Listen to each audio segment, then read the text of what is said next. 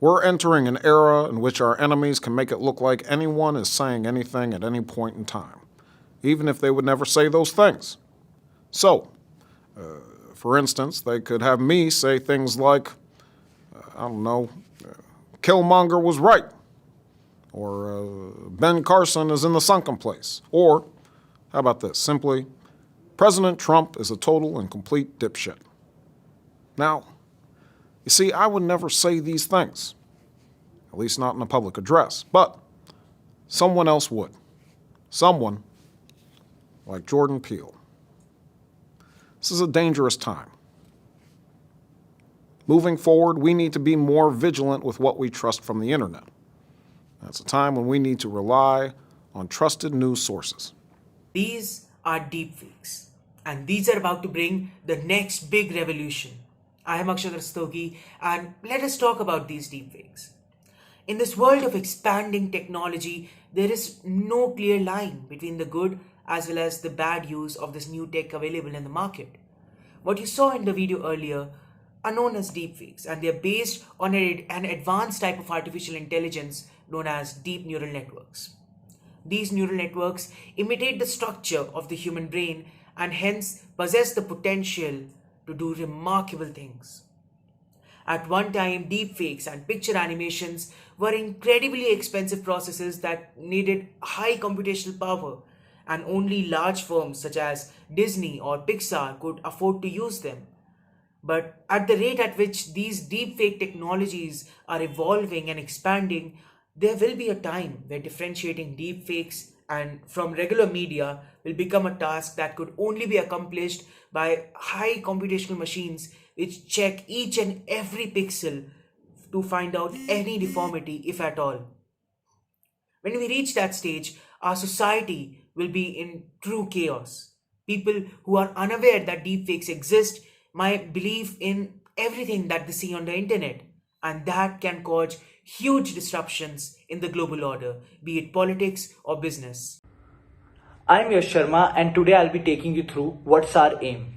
Our aim through this project is to spread awareness about deepfakes by using them more and more in our daily lives and by making this technology available to the masses. This might sound counterintuitive to some, but when we use this technology to a mass extent via the means of social media, more people will know how these technologies work and they will be aware of these technologies. To address this, we propose developing a system that can receive both photographs and videos shot by the user, apply image animation to them, and then provide the result to the user in the form of generated deepfake. We want to utilize the Flutter framework to create a cost-effective mobile application. Specifically, a deepfake model based on generative adversarial networks or GAN models will be used to accomplish this.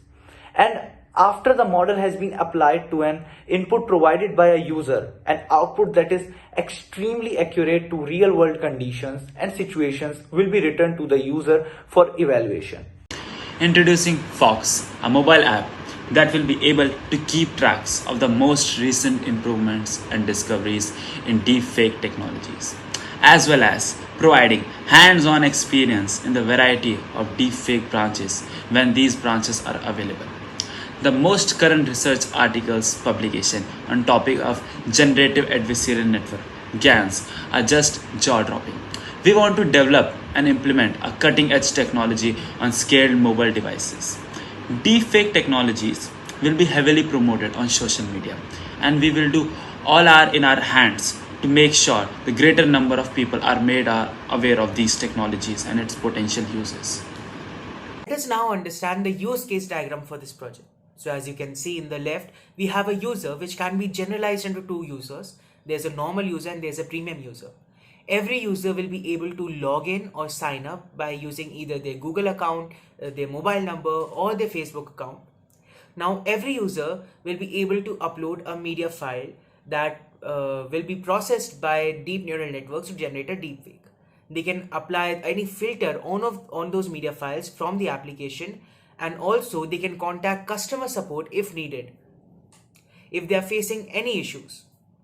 So also, as you can see on the right side, you see the administrator. He has control over all of the functionalities such as login, sign up, upload media, apply filters for testing purposes, and along with some additional functionalities like content filtering, adding new features, and managing users' information. These rights are only held by the administrator and hence cannot be accessed by the user. Next, let's move on to the stakeholders of the application. The first stakeholder is a sponsor, Bennett University, who gave us the chance to develop this application. The next stakeholder is Dr. Anurag Goswami, our mentor along with our instructors, Dr. Vikas K. Rai and Dr. Rashmi Kumari. That's a major stakeholder are us, the developers of this application. In our application, there will be four sorts of users: premium users, regular users, administrators, and customer support. While the premium users can upload deepfakes with premium filters without watermark and can upload videos of length over 15 seconds. The normal users will be able to gain access to rudimentary or very preliminary features of the application.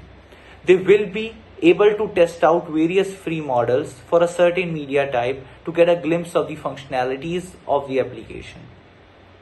The administrator will able to manage the application functionalities like adding new features and managing the outreach of the application by the names of social media. There will also be customer support that will be there to address the issues of the users and provide them with fast and satisfactory resolution to their problem. Now, let's move on to the first sprint of our project. In this sprint, we basically research and various scan models in order to find out what's the best one that we will be using in our application. Hence, the resulting user story of the sprint was, as an administrator, I want to test various GAN models on different media so that I can select the best one. In the second sprint, we created the entire application from scratch and utilized the best models that we found on the first sprint, hence resulting user stories. From this sprint is I want to interact with the application so that I can create a deepfake and easily share it on our social media. Next, in the third sprint, we created an admin portal where the administration will be able to make the changes in our application. Hence, in this sprint, the user story was, as an administrator, I want to make changes and add new functionality so that I can improve user experience and outreach. Now, let us move on to the project setup or resources that were utilized in this project. In terms of integrated development environment, we used Android Studio and Visual Studio Code.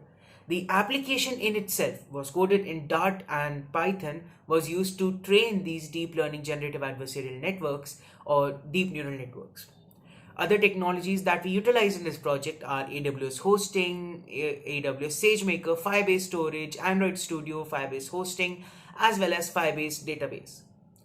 The use of special access credentials, non-disclosure agreements, and donations to open source projects were also utilized in the making of this application. At AWS, a virtual server is created that will host our deep learning model that we created from Python, and which will run on the media provided by the customer to generate deep fakes. Let's now understand the activity diagram of the project.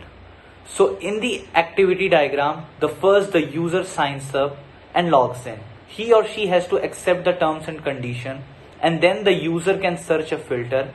If this filter is found, then they can add a custom image or custom video based on the filter. Then they will able to generate deepfake, and then either they will be able to download the output or we can directly share the generated deepfake on their social media. Let us understand the class diagram. So in this class diagram, we have a user profile, a user account, user response, a data handler. We have server services along with user notifications.